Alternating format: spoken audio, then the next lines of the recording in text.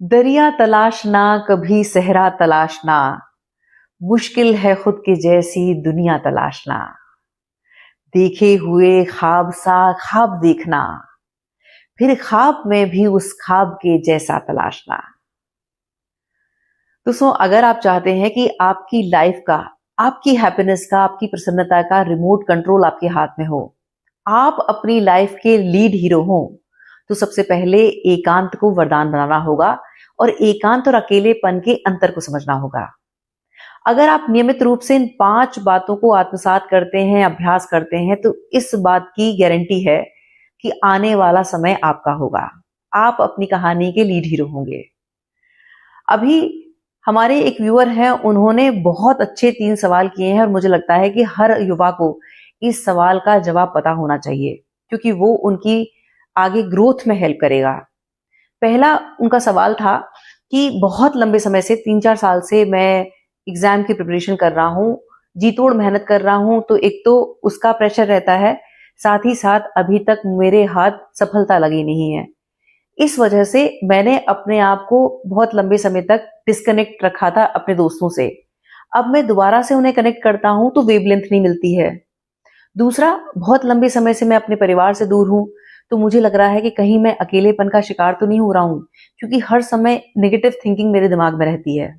इसका क्या किया जा सकता है? और तीसरा, मैं लड़कों के साथ बात करने में सहज होता हूँ, लेकिन लड़कियों से बात करने में मुझे घबराहट होती है और मुझे इस बात की भी चिंता है कि कल को जब किसी वर्क प्लेस पे भी मैं काम करूंगा, तो आजकल लड़के लड़कियां साथ में काम करते हैं, तो मैं सहजता से बात कैसे करूं? इसके लिए क्या किया जा सकता है?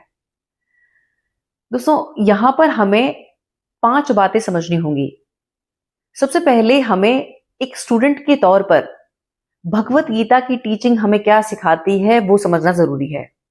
भगवत गीता की टीचिंग कहती है कि हमें अपने स्टेट ऑफ माइंड पे काम करना होगा और स्थिति प्रज्ञ वाली स्टेट में रहना होगा।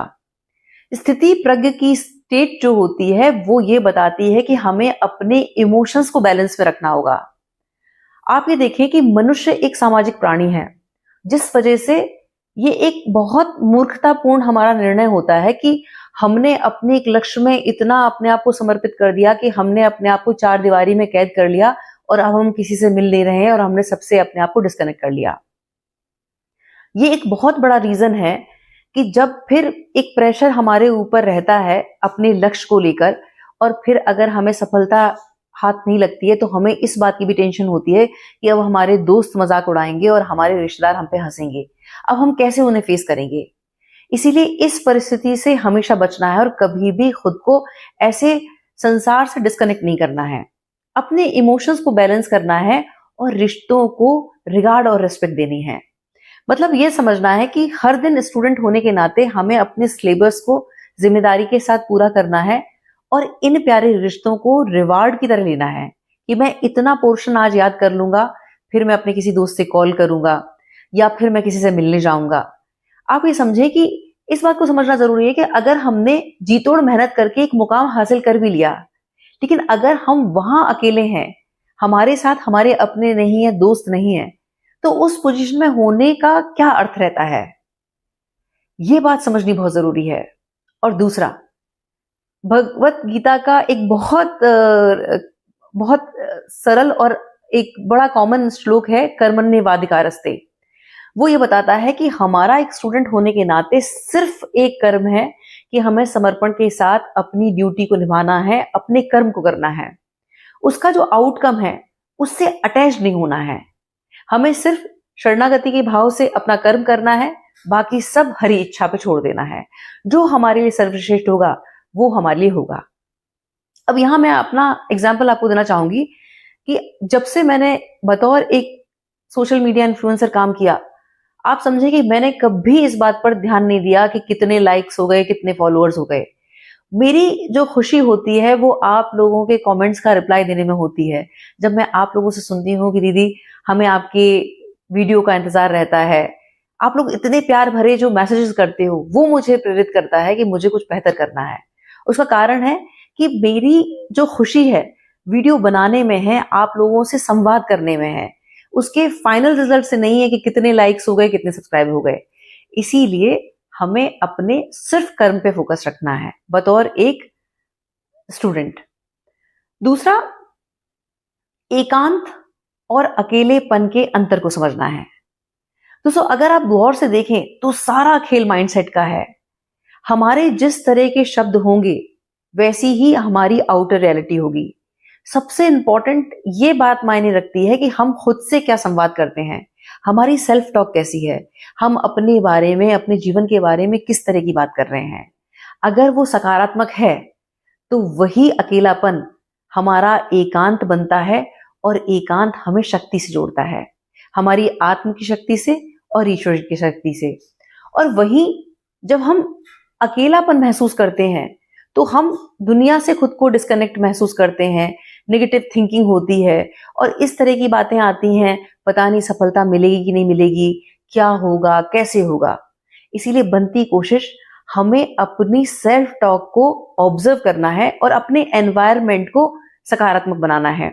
अच्छे वीडियोस देखना, अच्छे ग्रेट लीडर्स को पढ़ना, सेल्फ टॉक को जिम्मेदारी से स्क्रिप्टिंग के तौर पर, जर्नलिंग के तौर पर लिखना, ईश्वर के आभारी रहना हर उस सोर्स के लिए, रिसोर्स के लिए जो हमें ईश्वर की कृपा से मिली है।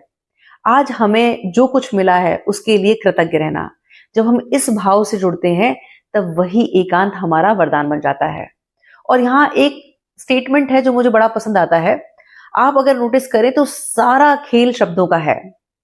एक स्टेटमेंट कहता है कि काफी अकेला हूं मैं।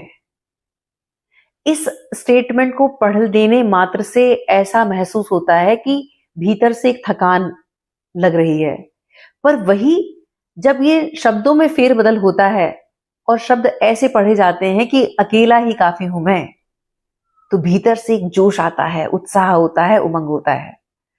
इसी पर एक मेरी बड़ी फेवरेट लाइंस है कि शब्दों के इत्तेफाक में बदलाव करके देख, तू देख कर ना मुस्कुरा, बस मुस्कुरा कर देख। जब हम भीतर से प्रसन्नचित्त रहते हैं तब हमारी आउटर रियलिटी पॉजिटिव होती है, और जब हमारा एनवायरनमेंट पॉजिटिव होता है तो वही एकांत वरदान हो जाता है। इसीलिए हमें एकांत के इस महत्व को समझना है, और जो आज हमें स्थिति परिस्थिति मिली है अपने बेटरमेंट के लिए उसका प्रयोग करना है। अगर अब हम तीसरे पॉइंट की बात करें तो तीसरे पॉइंट में आप ये देखें, मनुष्य होने के नाते दो पहलू हमें यहां देखने को मिलते हैं। पहला है अकेले आए थे और अकेले जाना है। तो यहां हमें यह सीखना है कि जब जाना अकेले हैं, अकेले आए थे, तो रहना अकेला है उसका भी अभ्यास करना होगा।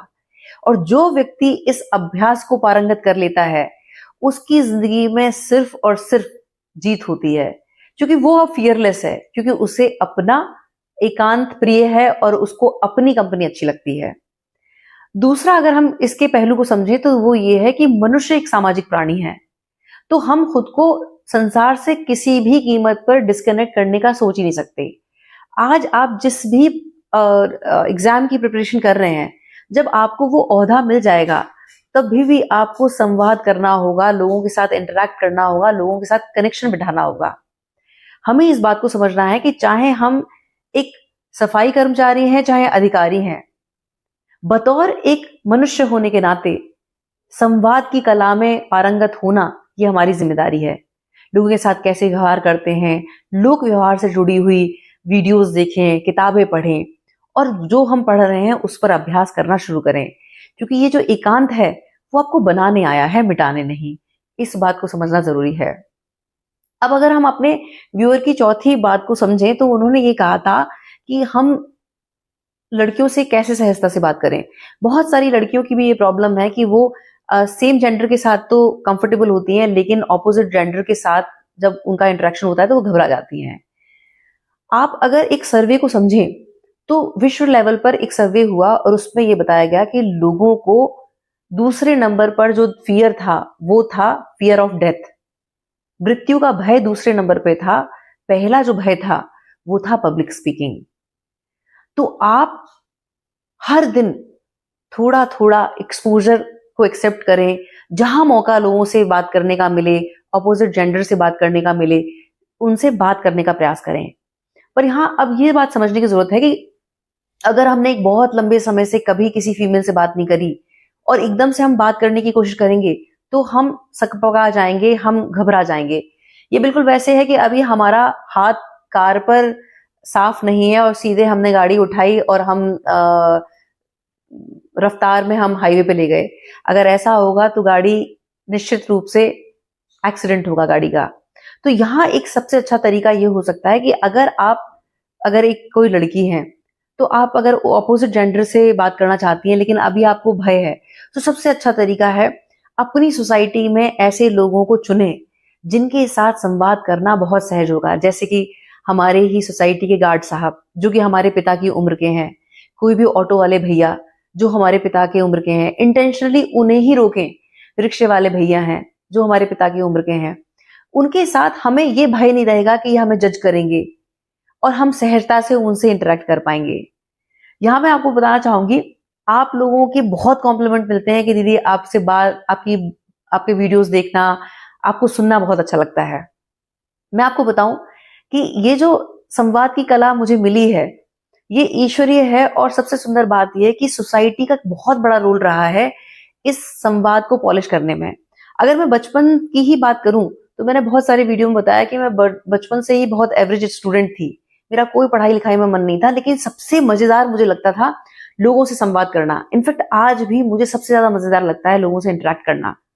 हमारे यहाँ के सोसाइटी के गार्ड भैया, जितने भी सफाई कर्मचारी भैया आते थे, और दूध वाले भैया, सब्जी वाले भैया, सबसे मैं बात करती थी। ऑटो में अगर मैं जा रही हूँ तो उनसे भी मैं हालचाल उनको लेती हूँ। और यहाँ एक मैं आपको सीक्रेट बताऊं, हर इंसान को उसके बारे में बात करना, उसके बारे में चर्चा करना बहुत लुभाता है। जब हम ऐसा करते हैं तो दूसरे को भी मौका देते हैं, और जब हम एक अच्छे लिसनर होते हैं तब हमारे भीतर वो सहजता आती है, और जब वो सहजता आती है तो उतना ही इजी संवाद करना लोगों से हो जाता है। इसलिए बेबाक होकर ऑपोजिट जेंडर से बात करना शुरू करें। अगर आप एक लड़के हैं तो आप अपने आसपास देखें कोई बुजुर्ग महिला है तो मदद का हाथ उनके आगे बढ़ाएं, और हर मौके पर उनके साथ संवाद करें। पार्क में भी ऐसी बहुत सारी आपको उम्रदराज महिलाएं मिल जाएंगी, या छोटे छोटे बच्चों से संवाद करना स्टार्ट करें। बच्चों को बड़ा मजा आता है, उनको कोई अटेंशन दे रहा है, उनसे कोई बात कर रहा है। यहाँ हमारा कॉन्फिडेंस जब बढ़ेगा फिर धीरे धीरे आप अपने कलीग से, अपने वर्क प्लेस पे जहां आप काम कर रहे हैं वहां आप बात करना शुरू कर सकते हैं। और सबसे इंपॉर्टेंट, आप कुछ ऑनलाइन ऑफलाइन कोर्सेज भी आप ज्वाइन कर सकते हैं जो पर्सनालिटी डेवलपमेंट के से जुड़े हुए होते हैं। और इस तरह के कोर्सेज में सबसे ज्यादा मजेदार बात यह होती है कि इस तरह के ग्रुप में 2-4 लोग ऐसे जरूर होते हैं जो बड़े ही मस्तीखोर होते हैं, तो वो उस एनर्जी को बड़ा लाइट रखते हैं। तो वहां बड़ा सहज होता है ऐसे ग्रुप का हिस्सा होना। तो वहां भी जहां मौका मिले ऐसे ग्रुप्स को आप ज्वाइन कर सकते हैं। पांचवा और अहम, अगर आप सफलता और असफलता की बात को समझें, हार और जीत के कॉन्सेप्ट को समझें, तो आप ये गौर करेंगे कि जब हमारे ऊपर इस बात की प्रेशर होता है कि किसी को प्रूफ करना है, मुझे मेरे दोस्तों को प्रूफ करना है, मुझे मेरे रिश्तेदारों को प्रूफ करना है कि मैं कुछ अचीव करने के लिए बना हूं, तो वहां अननेसेसरी प्रेशर दिमाग में आता है। दोस्तों, हार और जीत सब खेल माइंडसेट का है। जो हमें आज हार लग रहा है वो हमारी ग्रोथ के लिए बना है। हमें ये सब कुछ अपने स्टेट ऑफ माइंड से जोड़ के देखना है, हमें किसी और को प्रूफ नहीं करना है। आज मुझे अगर असफलता मिली है, आज मुझे अगर वो रिजेक्शन मिला है, तो वो मुझे बेहतर बनाने आया है। मुझे बहुत सारे रिजेक्शन मिले हैं, आज भी मेरे दिमाग में इतने सारे क्रिएटिव आइडियाज होते हैं, मैं बहुत सारे लोगों के सामने वो रखती हूँ और वो उसको रिजेक्ट कर देते हैं। लेकिन मुझे ये चीज का विश्वास है कि जब वो भाव पवित्र है, नेक नियत है, और मैं अपनी गट फीलिंग को सुन रही हूं, तो आज रिजेक्ट होगा, कल रिजेक्ट होगा, लेकिन देर सवेर हर वो सपना फलीभूत होगा जो गट फीलिंग से जुड़ा हुआ है, क्योंकि मुझे किसी को प्रूफ नहीं करना है। जब इस तरह के भाव से हम जुड़ते हैं तब पूरा ब्रह्मांड हमें सपोर्ट करता है। बस जरूरत है विश्वास के साथ आगे बढ़ने की।